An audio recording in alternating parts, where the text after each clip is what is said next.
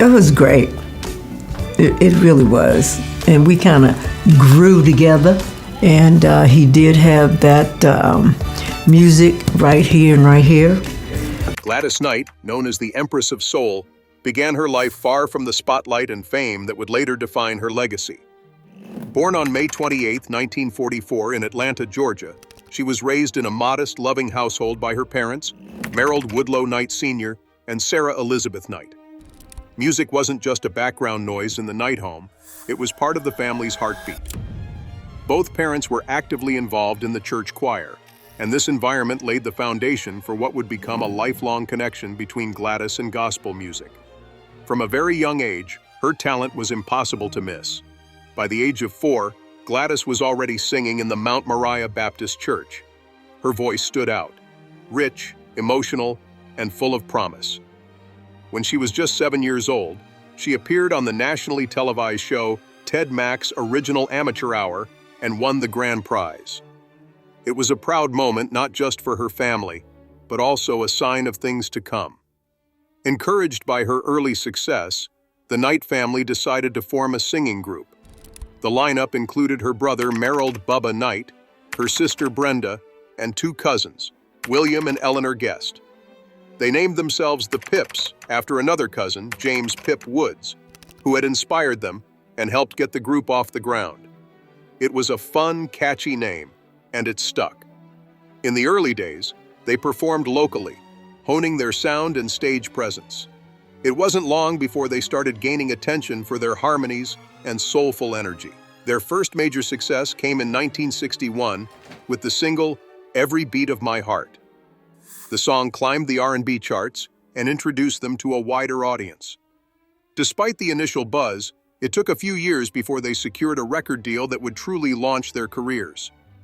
In 1966, they signed with Motown Records, a label that, at the time, was home to many of the biggest African-American artists in the world, including Marvin Gaye, Stevie Wonder, and the Supremes.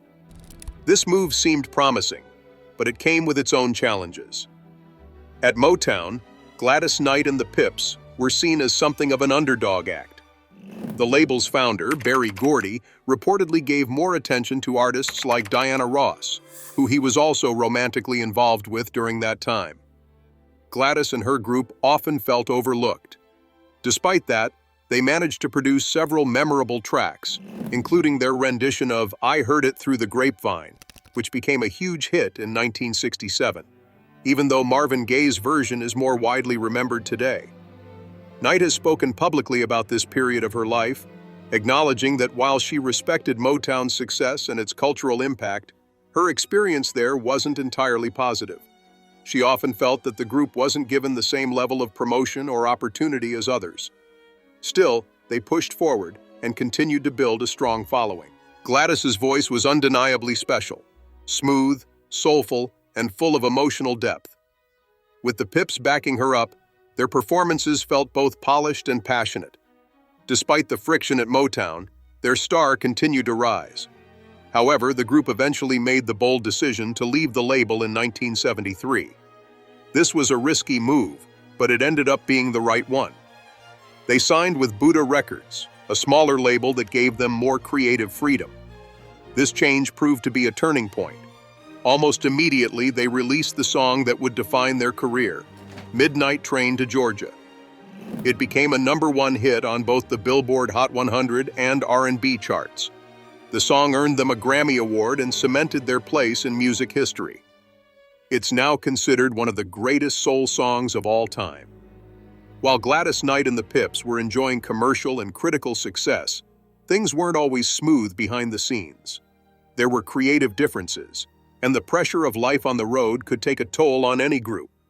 Still, they managed to keep it together and continued producing hits throughout the 1970s. Around this same time, Knight's personal life was also evolving. In 1974, she married Barry Hankerson, a music producer who would later manage artists like Aaliyah and Toni Braxton. Together, they had a son named Shanga Ali Hankerson. This chapter of her life would take on greater significance years later, as Shanga's legal troubles would impact both his life and his mother's reputation. But in the beginning, it seemed like a hopeful time. Gladys Knight wasn't just a voice. She was a performer with emotional range and stage presence that could captivate any audience. Whether she was singing about heartbreak or empowerment, she had a way of connecting with listeners on a deep level. Her ability to balance her work with the Pips and her solo pursuits helped her build a lasting legacy in the industry. In the late 1970s and into the 1980s, the music landscape was shifting. Disco was on the rise, and then came the new wave of pop and R&B.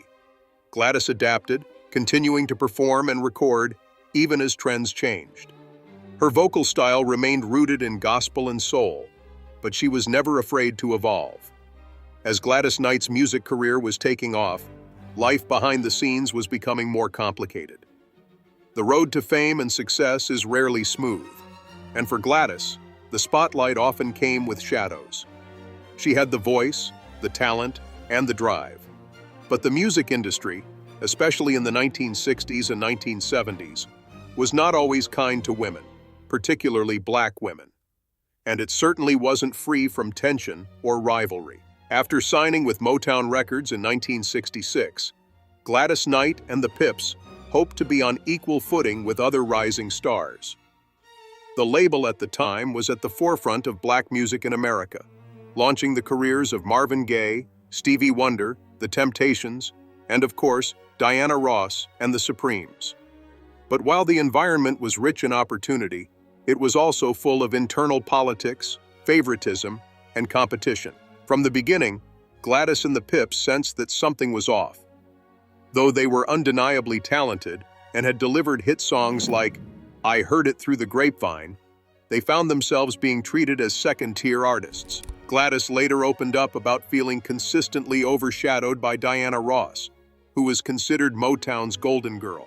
It wasn't just a matter of professional rivalry. It became personal when incidents unfolded that made Gladys question whether the success of her group was being deliberately held back. In interviews, Gladys described an event where she and the Pips were opening for the Supremes during a tour. They all shared one dressing room, while Diana Ross and her group had multiple dressing rooms reserved just for themselves. Though the Pips didn't mind and were used to modest conditions, it hinted at the special treatment Ross received. Later, after a performance, Motown founder Berry Gordy called Gladys and told her that she and her group were upsetting his act. Confused, she asked what he meant. He explained that they were giving Diana Ross and the Supremes a hard time, simply by doing too well on stage. Apparently, they were outperforming the headlining act. That conversation didn't sit right with Gladys. To her, it meant that their talent was being treated as a problem rather than a gift. Instead of being praised for delivering a great show, they were sent home. It was a clear message. Their success wasn't welcome if it disrupted the carefully crafted image of other Motown stars. This moment left a lasting impression on Gladys. It showed her the cost of standing out when you weren't the chosen favorite. Over time, rumors of tension between Gladys Knight and Diana Ross began to swirl. Fans and journalists speculated about a feud, and while neither artist publicly tore the other down, the strain was visible. Gladys later confirmed in her memoir that there had been real friction, but she always tried to keep things respectful. She admitted that Diana wasn't particularly fond of her, and that she felt that discomfort during their time together at Motown. The music industry thrives on competition, and in an environment like Motown, where image and favor were everything, even the smallest sign of rivalry could turn into something larger. While Gladys focused on her craft, these behind-the-scenes tensions made her position more difficult. It wasn't just about producing good music. It was about navigating egos, managing relationships, and trying not to step on toes while still standing tall. Despite the setbacks, Gladys continued to push forward. Her voice continued to win over fans, and the Pips remained a strong musical unit. However, the experience at Motown shaped her understanding of how the industry worked. She learned that talent alone wasn't enough. You also needed strategy, resilience, and sometimes distance from the drama.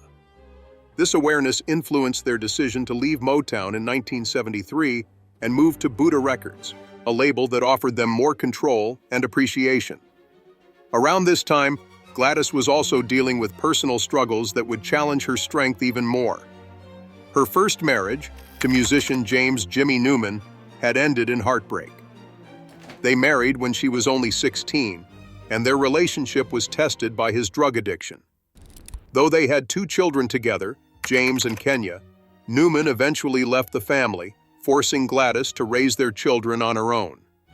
She briefly retired from music to focus on her family, a decision that revealed just how much she valued her role as a mother, even above her growing fame. As if that weren't enough, her second marriage also ended in difficulty.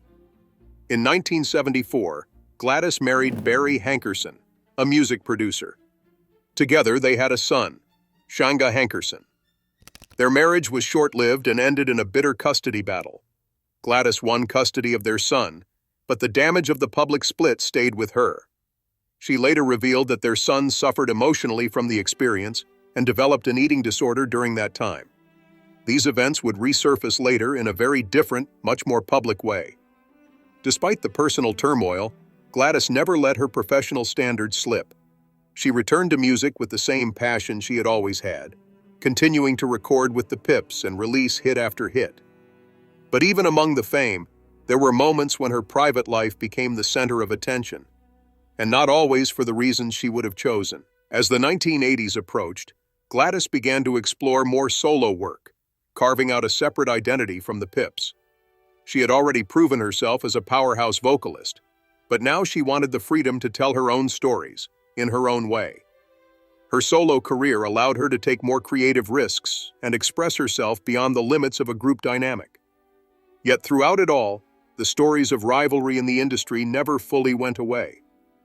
Whether it was with Diana Ross or others, the perception of tension lingered. One particularly interesting episode involved Gladys defending her friend Dionne Warwick during a brief public spat between Warwick and Aretha Franklin.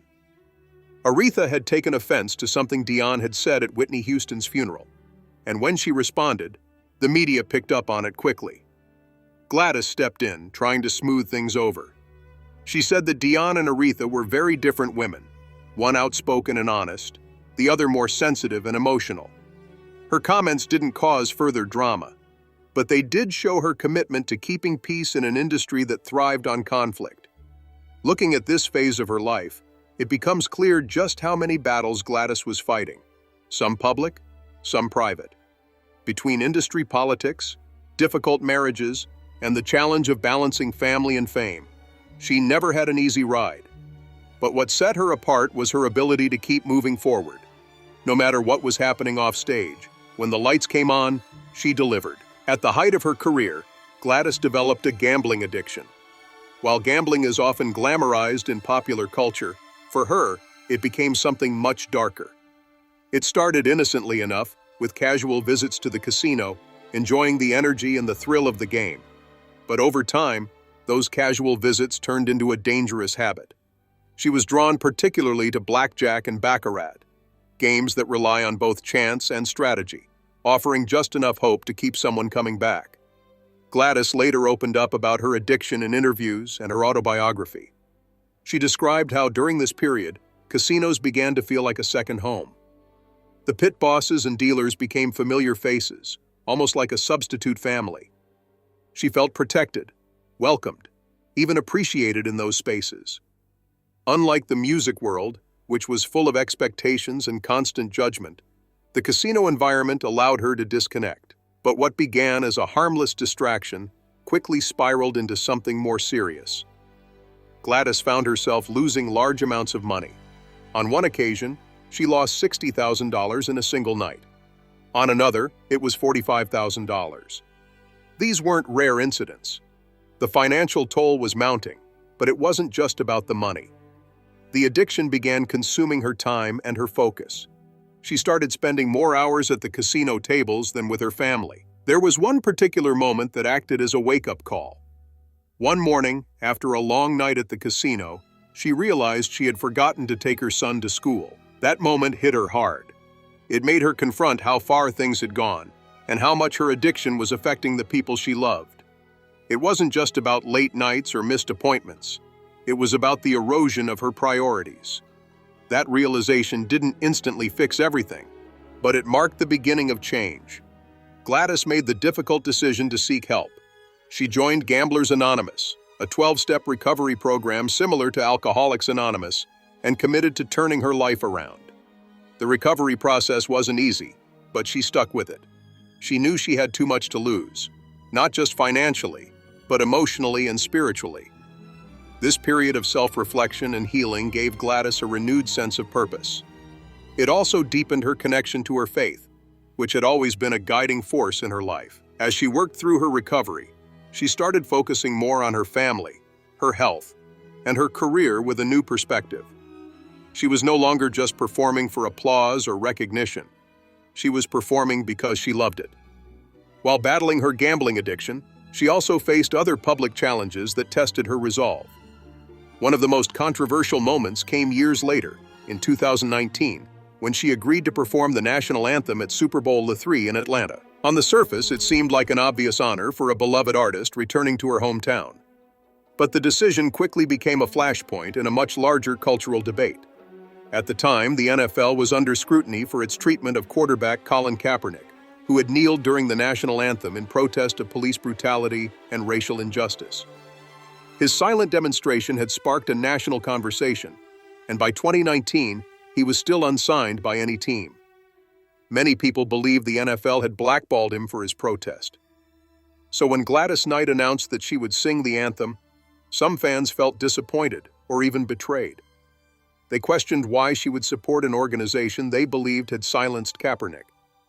Gladys responded publicly to the backlash.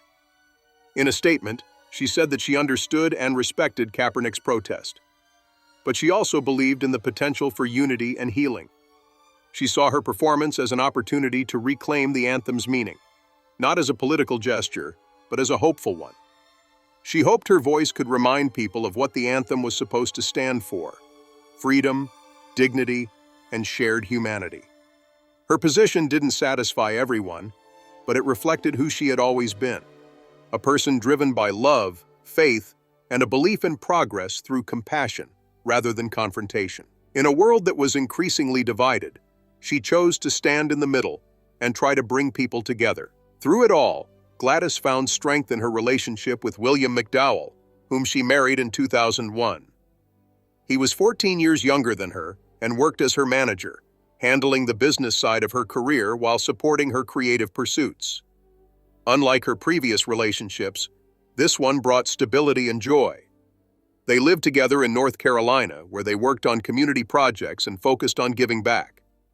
William and Gladys have spoken publicly about how they balance love and business. For them, the key was mutual respect and shared purpose. William brought structure and focus to her brand, while Gladys remained the heart and soul of their efforts. Their partnership felt like the final piece of the puzzle, a supportive relationship built not on fantasy, but on real effort and shared values. They also shared a blended family with 27 grandchildren and great-grandchildren, bringing both joy and responsibility. As they grew older together, they didn't slow down. Instead, they continued to tour, record, and support charitable causes. For Gladys, every stage, every note, and every lyric now carried the wisdom of everything she had endured: success, loss, heartbreak, and healing. From her earliest days singing in the Baptist church in Atlanta to her grounding in gospel music, spirituality was a thread that ran through every part of her identity. But over the years, her relationship with faith evolved in unexpected ways.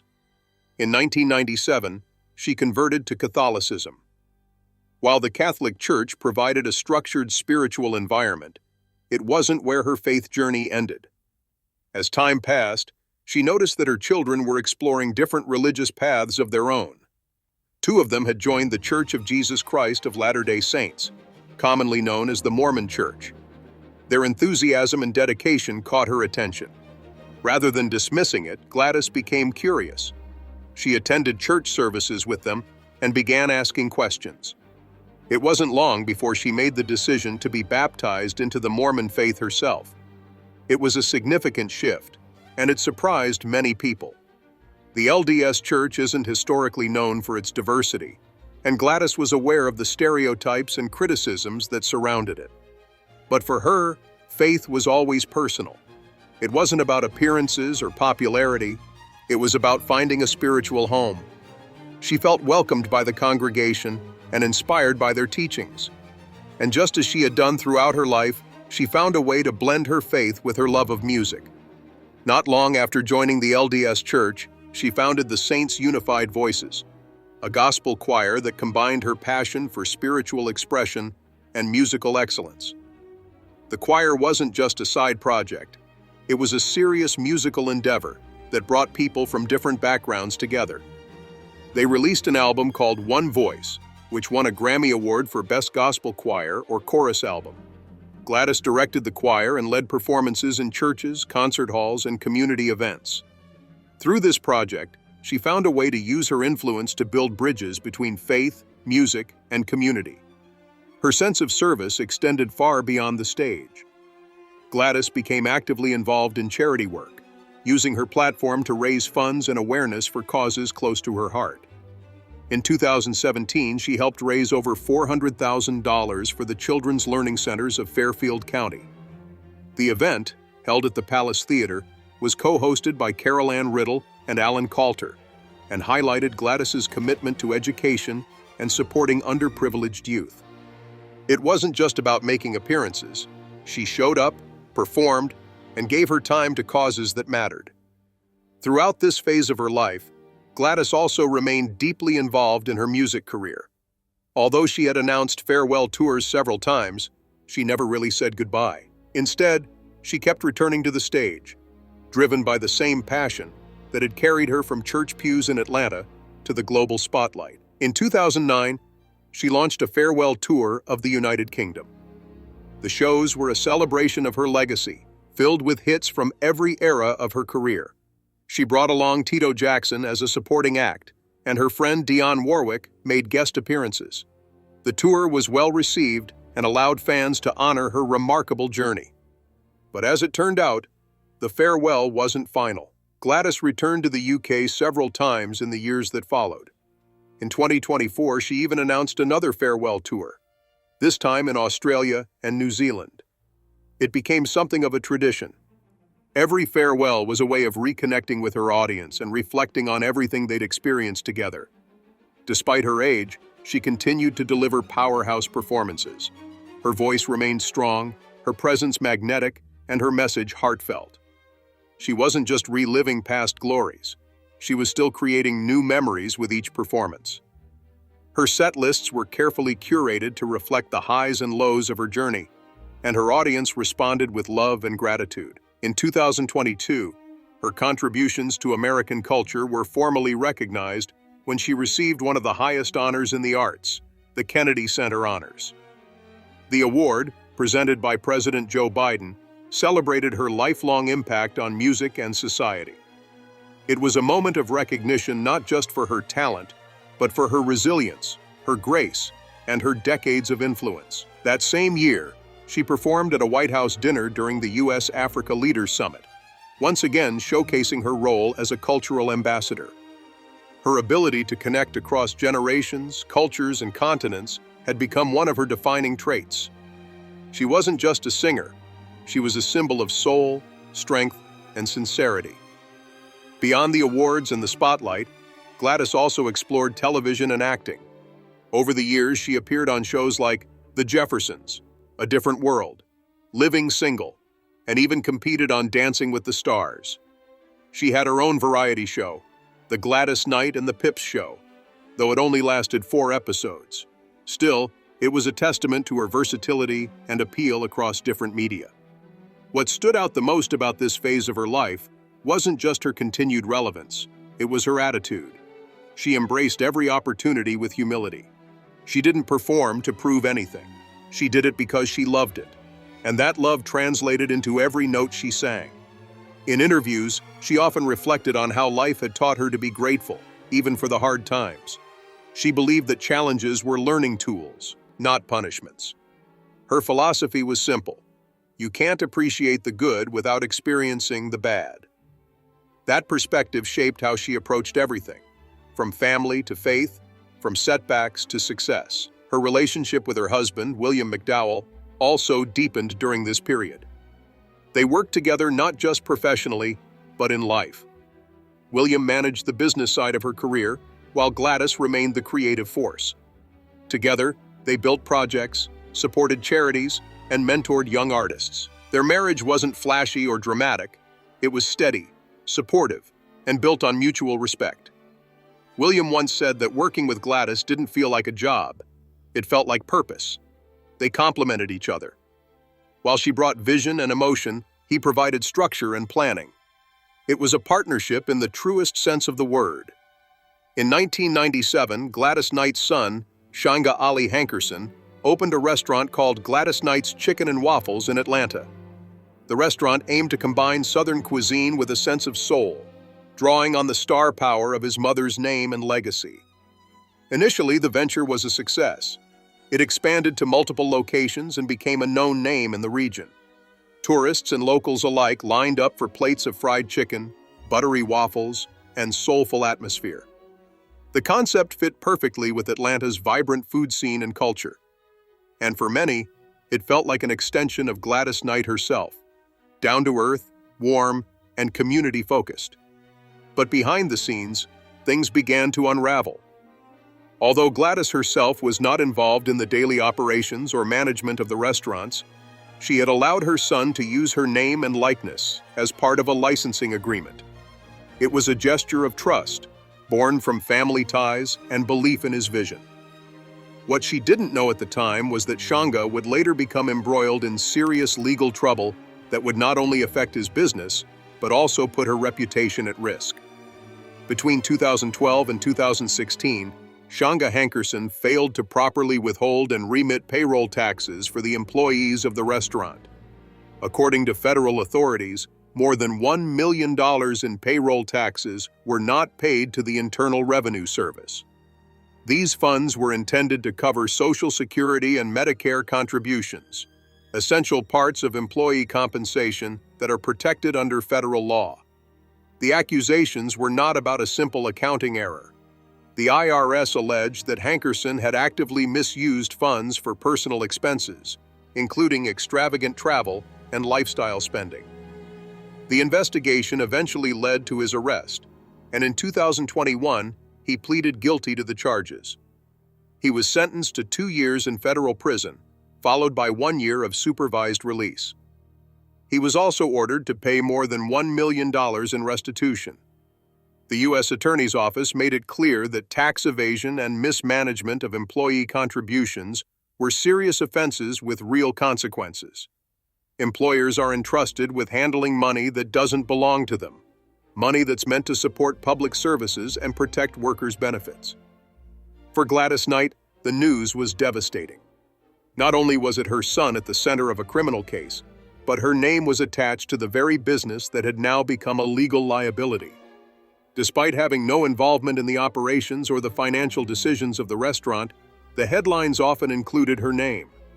The brand she had spent decades building was now linked with accusations of fraud and theft. Her response was swift and clear. Gladys took legal action to have her name and likeness removed from all restaurant branding and materials. She filed a lawsuit against her son's company, seeking to terminate the licensing agreement and distance herself from the controversy. In her filing, she stated that the situation was causing confusion among the public and damaging her reputation. She had worked too hard for too long to allow her image to be associated with criminal activity, especially when she had no hand in it. But the situation didn't stop there. In what became an even more bitter turn, Shanga pushed back. Through his legal team, he claimed that his mother did not have the mental capacity to make decisions regarding their agreement. He argued that her attempt to remove her name from the business was invalid and attempted to portray her as unfit to manage her own affairs.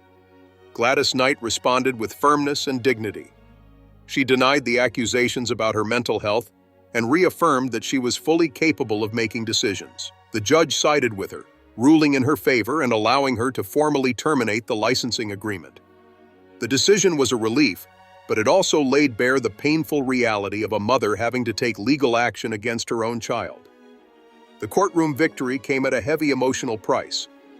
The public nature of the case made it even harder. Gladys had always been deeply protective of her family, even when things went wrong. Now she found herself at the center of a scandal she hadn't caused, forced to explain herself in the media and justify her actions. She never wanted to be in that position, having to draw a line between personal loyalty and professional integrity. But she knew she had to do what was right, even if it meant holding her own son accountable. To make matters worse, it was reported that during the dispute, Shanga's legal team allegedly attempted to use sensitive personal information against her, including a supposed Alzheimer's diagnosis. Gladys was deeply hurt by this and denied any such condition, calling the move an attempt to publicly embarrass her. For a woman who had always maintained her poise and privacy, it was a painful breach of trust. The story caught national attention, not just because of the celebrity connection, but because it highlighted a deeper struggle. What happens when family and business mix, and when love for a child must be balanced with personal protection? It also raised important questions about how public figures navigate betrayal and conflict within their own households, especially when those conflicts become courtroom drama. Despite the bitterness and heartbreak, Gladys Knight remained committed to her principles. She never spoke cruelly about her son in public. She maintained a tone of restraint and grace, even when pushed. Her decision to end the business relationship was not driven by anger, but by the need to preserve the legacy she had built over 6 decades. The loss was personal in more ways than one. Years earlier, her other son, Jimmy Newman III, had passed away at the young age of 36 due to heart failure. He had worked closely with her and had been a pillar of support. His passing left a huge void in her life. Now, with her surviving son entangled in a criminal case and legal battle, the emotional weight must have been staggering. Even through that, Gladys found ways to move forward. She continued to perform, engage in charity work, and speak to audiences about the importance of forgiveness, growth, and personal responsibility. She never pretended to have a perfect life. What she did have was strength, quiet, unwavering strength that came from years of surviving storms and learning how to walk through them without bitterness. Her story is a reminder that legacy is more than music, awards, or fame. It's also about how a person navigates the hardest moments, when loyalty is tested, when privacy is invaded, and when the people you love the most disappoint you. Gladys Knight stood firm, not because she was unfeeling, but because she understood that love sometimes means drawing boundaries, even with those closest to you. The name Gladys Knight continues to shine, not because it's never been challenged, but because it's been through everything, and still stands with grace. Her voice may have made her famous, but her courage has made her unforgettable.